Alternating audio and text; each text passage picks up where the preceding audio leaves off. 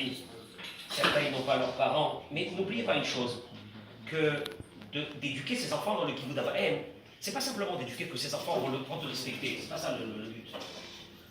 C'est que tu donnes de la vie à tes enfants, tu donnes de la vie éternelle à tes enfants, en les éduquant à te respecter à toi. Donc c'est ça, l'importance de ces lois, c'est de dire, non, bah, si mon fils il me respecte pas, c'est pas grave, si ma fille me respecte, non, en les éduquant dans le respect, en les éduquant dans le respect, on leur donne de la vie. Et là, il ramène ici, la Gemara, il y a beaucoup d'histoires, mais la Gemara de Masechet Kiddushin, à moi, le Rabbi Tarfon, regardez comment la Gemara rapporte chaque histoire. On raconte sur Rabbi Tarfon que chaque fois que sa mère, Rabbi Tarfon était un gadolador, Rabbi Tarfon était le Rosh Yeshiva. Je ne sais pas si vous vous rendez compte. Et pourtant, chaque fois que sa maman voulait monter sur le lit, c'était des lits qui étaient assez hauts, lui, Rabbi Tarfon, se courbait afin qu'elle monte sur son dos, comme un escalier, pour arriver au lit. Je ne sais pas si on s'imagine. Et chaque fois qu'elle voulait descendre du lit, il se penchait encore une fois pour qu'elle puisse se mettre ses pieds sur son dos et descendre. Ah, tu vas me dire, il est gêné.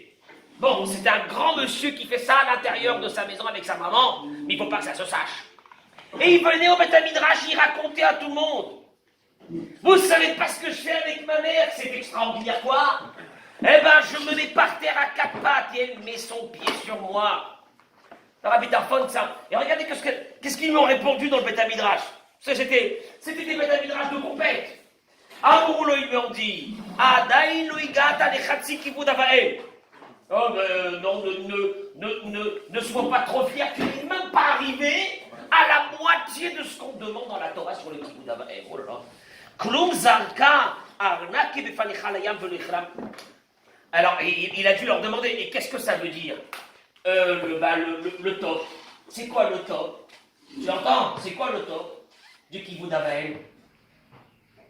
Bah, je sais pas, d'aller leur faire les courses, non, pas du tout.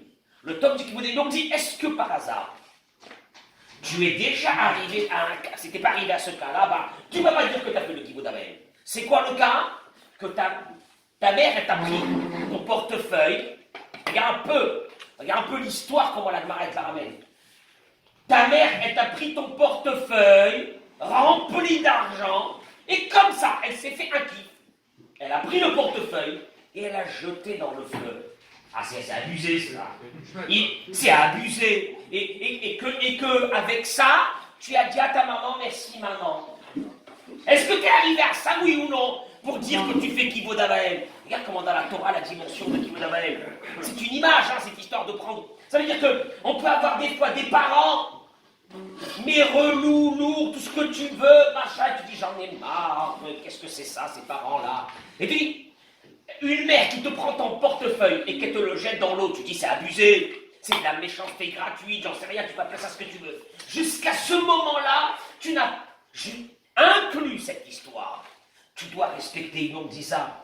Rav Yosef Kacher Yashom Yakol Saadeimo. Alors tu vois, donc Rabbi Tarfon, ils lui ont dit Rabbi Tarfon, ne fais pas trop le fier, que tu te mets à quatre pattes pour ta mère, elle te monte dessus. Parce que c'est pas encore ça, ça veut dire qu'il y a des degrés. Le degré, c'est que même quand ta mère, elle est un peu embêtante, ou ton père, et ils sont là au téléphone, et machin, et ci et là, et tu dis j'en ai marre, la vérité peut s'attendre toujours sur moi. Et où sont mes frères et mes sœurs quand il y a des galères chez mes parents, c'est toujours moi c'est sur ma paume que ça me tombe, et tu dis j'en ai marre. Et tous mes frères et mes sœurs, ils profitent de moi, que moi je m'occupe de mes parents, et j'en ai marre. Et il te dit c'est la plus grande bracha du monde. Mais au contraire, saisis-la, prends-la, parce qu'elle va t'amener quelque chose d'extraordinaire dans ta vie et dans celle de tes enfants. Et j'ai l'habitude de le dire, ne cherchez pas des bénédictions chez des rabbins. C'est sympa, mais c'est bon, ça vaut ce que ça vaut. Allez demander la bracha à vos parents. Faites leur plaisir à vos parents. Et la bénédiction de vos parents, à travers la satisfaction qu'ils auront eue de ce que tu as fait pour eux. C'est ta plus grande bénédiction, tu n'as besoin de personne. Tu n'as pas besoin de rien, tu n'as pas besoin d'aller je sais pas où. Tu n'as pas besoin de mettre des fils rouges. Tu n'as pas besoin de mettre des poissons à la maison. Tu n'as pas besoin. Tu as tes parents. Tu as la bracha de ton père, de ta mère. Et je peux rajouter la cerise sur le gâteau de ta belle-mère et de ton beau-père. Faites attention à ça. Voilà.